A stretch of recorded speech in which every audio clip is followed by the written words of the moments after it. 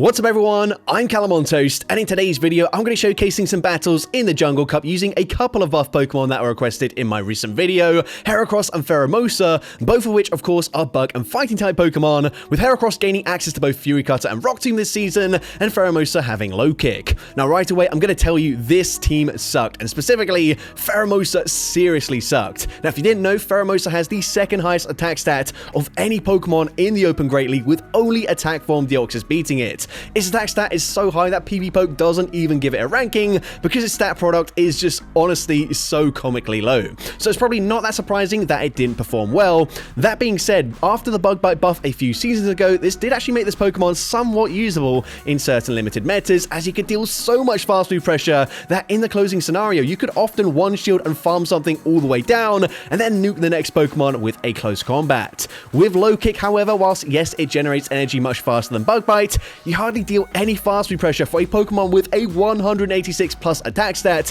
and you still really only get to one charge move before being farmed down in most neutral situations anyways, so it just feels like a strict downgrade. Anyways, I'm pairing it with Bibarel in the lead for some coverage up against flying and fire type Pokemon. However, Togekiss was a massive problem for this team, and it's also pretty common in the meta, so yeah, I definitely do not recommend you try this team whatsoever, but you can at least enjoy watching how bad Pheromosa is. Now, before we get into the question of the day, I want to announce that I'll be hosting this season's Battle of Spice as soon as the leagues rotate on Tuesday, and it will be open in all three leagues, plus the Great League Classic will also be returning. You will have the full week to send your battles in. I will be making a community post sharing more details tomorrow, and I'll also give reminders in some of my videos later in the week once the submission form is open. But if you want to find out more about the competition right now, you can visit the link in the description and in the pinned comment if I remember to make one. But anyways, with that being said, let's finally get into the question of the day. What is the worst buffed Pokemon you've tested out so far this season? Let me know in the comment section down below, and with that being said, let's get into the battles now. Let's go into the first battle, leading Shadow Bibarel into Greninja. This is going to be a neutral matchup here. Of course, I have neutral fast move pressure with rollout. I'm going to wait for the opponent to throw a charge move first, and then eventually I'm probably going to swap into my Heracross. They go for Night Slash, but it's actually the opponent that swaps out of that matchup, swapping into Drapion. So I'm going to go for Surf. Surf is going to connect. I'm going to bank close to a second Surf before coming in with the Heracross. I'm going to no-shield the first charge move. The opponent is going to go for a Crunch there, which is quite surprising considering, of course, Aqua Tail is going to hit for neutral damage. However, gonna no-shield once again, and it is just another Crunch. The opponent's gonna come in with a Clodsire, and Clodsire is a pretty problematic Pokemon for me to deal with, especially since Bibarel is so low. Of course, we've got non-stat resisted rollout damage as our fast move pressure here, so I need to land a Surf. Pheromosa is completely walled, and whilst it is very attack weighted, it is not gonna be able to take out a Clodsire. So I'm gonna shield here as they fire off the Stone Edge. They swap back into Greninja, so I'm going to swap and catch a Night Slash. Now, Night Slash is resisted damage, but you wouldn't know it, and not only that, Pheromosa not even able to fast move farm down Greninja, one of the glassiest Pokemon you will see in this meta. That is so embarrassing on Pheromosa's behalf, but can Shadow Bibarel sweep this game somehow? We are going to go for a second Surf. We just barely reached it in time before they farm us down, and Surf gets the KO up against the Clodsire, and I'm able to take that game. So, GG's up on there into the next battle. We're going to see Shadow Bibarel into Camerupt. So this is an amazing lead matchup for me. The opponent's going to be safe swapping into Greninja this time around, and we can respond with the Heracross. Now I'm going to shield the first charge move here, as I did not expect them to go for a Night Slash bait, and now unfortunately can't quite go for a full Fury Cutter farm down, so instead gonna fire off the upper hand. I'm going to debuff their defense there, but unfortunately not able to Fury Cutter farm them down, and actually we don't live a Hydro Cannon there. That was honestly quite surprising. However, I realized that Pheromosa probably just doesn't have any play, so I could not afford to double shield to maintain alignment, because I mean Pheromosa just isn't going to beat a Camerupt, and it's certainly not going to beat an Altaria either. So at this point I'm forced to use my final shield. I'm now going to look to overfarm and realize the only thing Pheromosa can do in this battle is be used as a third shield. Sky Attack, even if they fully undercharge that, probably still gets the one shot anyways. The opponent swaps into Camerupt. Surf gets the one shot. We've got the Hyper Fang already loaded, but is this enough to KO? Hyper Fang doesn't take out, but one more rollout gets the full farm down, and so far Shadow Bibarel is absolutely hard carrying this team on its back right now. Pheromosa has literally done nothing but died several times. Into the next battle. GG's to that trainer, by the way. I'm going to lead into a Tentacruel. Now I'm going to try to no shield here. Unfortunately, I ended up missing the button and then clicked on shield. That is so annoying. Like, we've got a super glassy backline, especially with the Pheromosa. I don't want to be wasting shields on an acid spray bait there. That was just a misclick. I did not mean to click there. Either way, we're going to come in with the Heracross. We are already down a shield, so not ideal. I'm going to look to overfarm as much as possible, winning CMP with the Heracross, and upper hand is going to grab a shield. Now, honestly, I don't mind shielding here because now I can look to overfarm massively once again, and then once again throw an upper hand just before they reach the next charge move.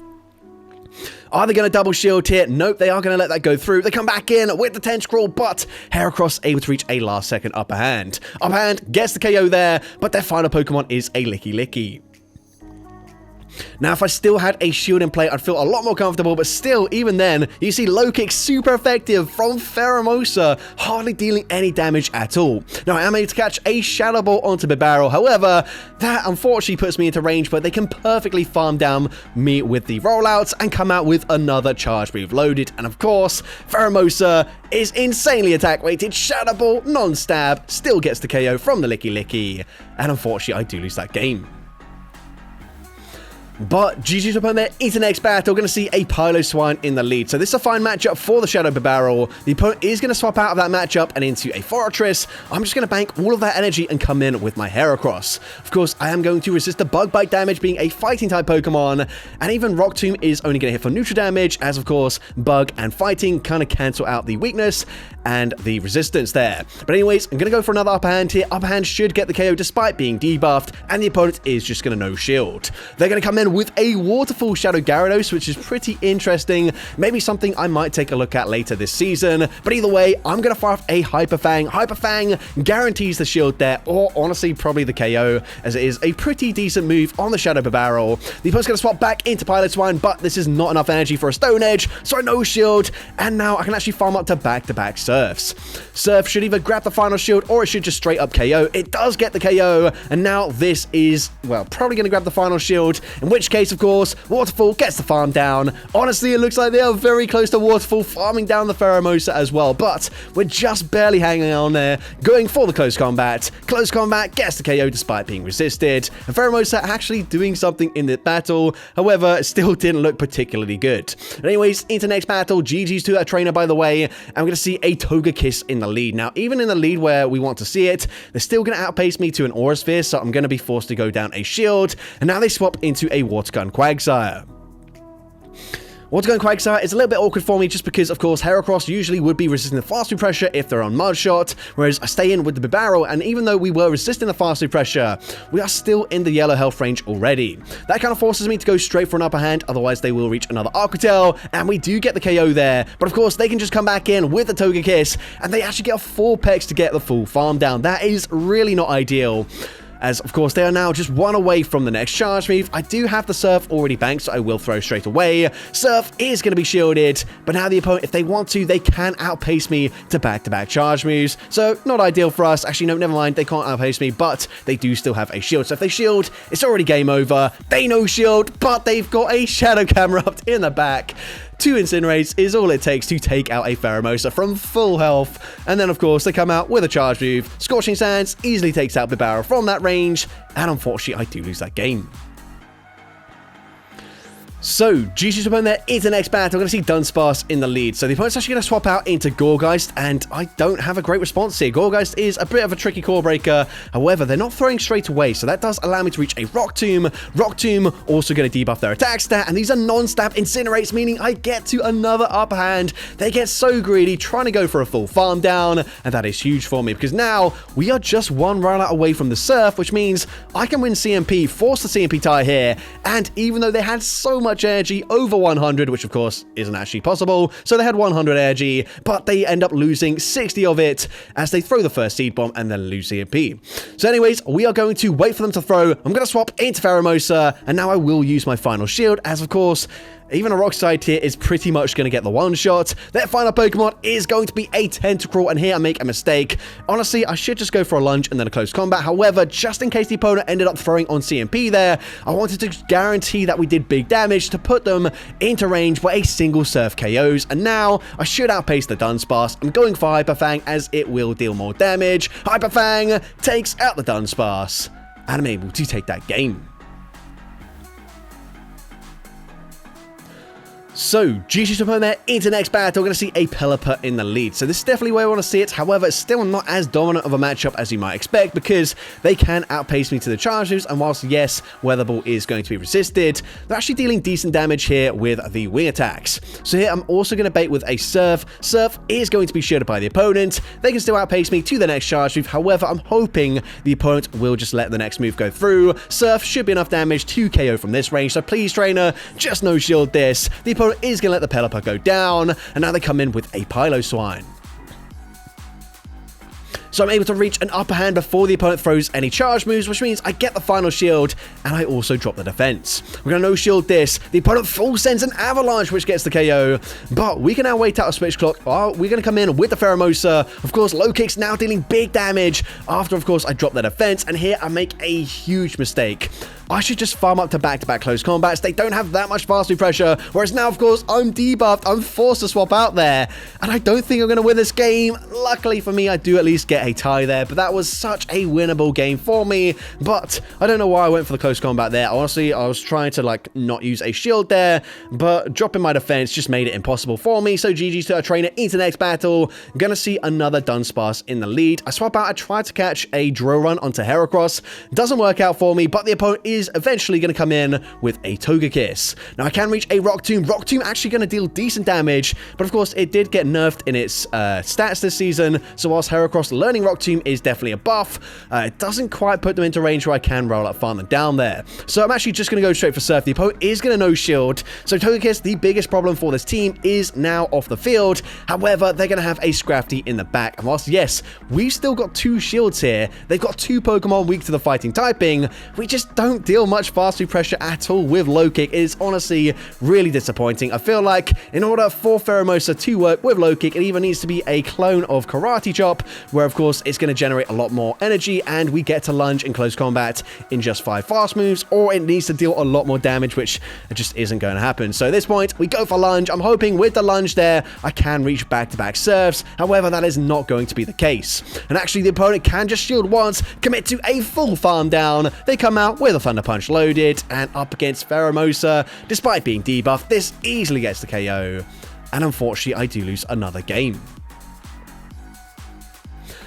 But GG's opponent there into the next battle. I'm going to see a Shiny Fortress in the lead. I'm going to swap out straight away. I don't know if they're on Volt Switch or Bug Bite. Either way, Heracross has a decent matchup there. So we swap out and we're met with Altaria. So this was kind of the idea of this team, is that Heracross say swap, baits out something like an Altaria. And actually, we don't have a bad matchup here because we do have Rock Tomb. I'm going to look to throw an upper hand just before they reach the next Sky Attack. Honestly, I'm hoping to grab a shield here because now I've put them into range where I can just roll out, farm them down. So, and hopefully this is also going to clear the way for Pheromosa to sweep in the end game. However, if they've got one flying type in the back, they probably just have a double flying backline, in which case I'm going to go for Surf here. Surf likely to connect, and now I'm just swapping into Pheromosa, and the opponent actually does not have a second flying type Pokemon, but instead it's going to be a Water Gun Lantern. Now this thing is so bulky, I did not expect them to shield that, but they actually did, and honestly, I don't think we've got a chance in this game anymore, but they do full send the Thunderbolts. I thought they might bait there, but I'm now going to look to overfarm. I don't think I can overfarm too much. Does Hyperfang KO? Hyperfang does actually get the knockout there, and Bibarel able to reach a last second serve, coming in clutch once again. I believe that was a CMP tie, which Bibarel wins. We're able to take out the Fortress, and I'm able to take that game. So, GG's opponent there into the next battle. We're going to see a Shadow Quagsire in the lead. So, once again, don't know what the fast move is. I'm just going to swap out into Heracross. And again, baiting out a Pokemon that my Pheromosa, of course, does not want to see. We're going to grab a shield advantage, at least with a Rock Tomb, before they do fully incinerate, farm me down. Now, of course, if they full send a Brave Bird, despite being debuffed, this is pretty much still going to one-shot me anyways, but they end up baiting with a Flame Charge. Now, realistically, my only win condition there is to Cooler Bait anyways, and the opponent's now going to come in with a Quagsire. So not ideal for me, as this is going to mean that I have to come in with my Pheromosa, and I'm actually just going to fully sacrifice it. I realize they probably have double flying in the back once again, in which case we just sacrifice the Pheromosa as it has 0 play into the backline. I hope that we can go for a huge resisted roll-up farm down, and we actually get the farm down. Of course, they still have a shield, and unfortunately their final Pokemon is going to be Altaria. And whilst yes, of course, we're hitting for super effective damage with the rollouts, they're just dealing way too much damage with the Dragon Breaths, and Hyper Fang, whilst it is a decent move, it doesn't do enough damage to put them into rollout range, which means they can just farm me down, and unfortunately I do lose that game. But GG's up on there into the next battle. We're going to see Gyarados in the lead. So this is going to be a slightly positive matchup for me, as these rollouts are shredding through their HP. I'm going to shield this just in case it is a Twister or a Crunch, and it actually ends up being a Crunch. Now the opponent ends up debuffing my defense there with the Crunch, which is not ideal, but Surf resisted damage still gets the KO. And now they're going to come in with a Shadow Fortress, with their final Pokemon being a Water Gun Lantern. So this time we're going to go straight for Upper Hand here. I could go for Rock Tomb, but Upper Hand is of course going to hit for stab damage. It also drops their defense, meaning the next Upper Hand is going to deal big damage, and the opponent is not going to shield. The opponent, I think they were going to try and throw at the last second there, but they just get fully farmed down. Not really sure what happened. Maybe they lagged. I don't really know. But either way, we're going to take a win there. Like, honestly, like, we'll just take what we can get with this team. GG Trainer, by the way, let me know if that was you and if you maybe lagged out there. But either way, into next battle, and this is our worst nightmare. Yes, of course, we've got Rock Tomb. We can grab a shield advantage, and we can drop their attack stat. But it just doesn't matter. This Upper Hand is still going to deal devastating damage, to the point where in the 2-shield scenario, they can fully peck farm me down. So at this point, we're going to shield. They can already outpace me to another Aura Sphere, and the opponent tries to make a catch. It doesn't work out. However, what they do is they clear the debuff, and they force me to come in with the Pheromosa. Now, of course, we know already Lunge is not going to get the KO, as we saw up against the Dunsparce, so I have to full send close combat. But now, just 2 pecks gets the full farm down. The opponent already having another Aura Sphere loaded. Aura Sphere obviously takes out the Shadow Pit Barrel, and unfortunately we do lose yet another game. But GG's opponent there into the final battle of this video. And by the way, I did lose a ton more battles with this team, but of course, there's only so many games that you can watch where I just straight up lose really badly, like we have seen already. But into the next battle, of course, we're going to see a Abomasnow in the lead. Not that bad for me, and they did do a bit of a weird thing there and just go straight for a Weather Ball. But because I wanted to make sure the opponent didn't swap out and make a catch there, I waited 1 turn, which meant I just missed out on a full fast move, which is obviously not ideal for me. And there as well, we don't quite reach an Upper Hand, so basically everything that could be going wrong so far is going wrong for me. However, we do still have play. We go for Surf there, and of course I am going to resist the ice damage from the Abomasnow. I know this is just going to be another Weather Ball. However, I'm going to shield anyways, as I will be getting very low, and of course I don't know what their final Pokemon is. It turns out it's going to be a Gyarados, so I'm very happy that I shielded there. Hyper Fang does huge damage, and now Pheromosa can just come in, and finally she can go for a full low kick farm down, and I'm able to take that game. So that's going to be it for today's video. If you did enjoy it, please make sure you leave a like, leave a comment letting me know, and as well, don't forget to respond to the question of the day if you haven't done so already. And if you want to see more content like this in the future, make sure you hit that subscribe button and turn on post notifications. That way you'll be notified whenever I upload a new video. Now, if you want to take your support to the next level, you can become a channel member with perks including early access to new videos, shoutouts at the end of each video, custom loyalty badges, and custom emojis to use in the comments of every video. I want to say a massive thank you to everyone that has become a channel member already. Your support is greatly appreciated. And with that being said, thank you so much for watching today's video, and I hope you have a great rest of your day.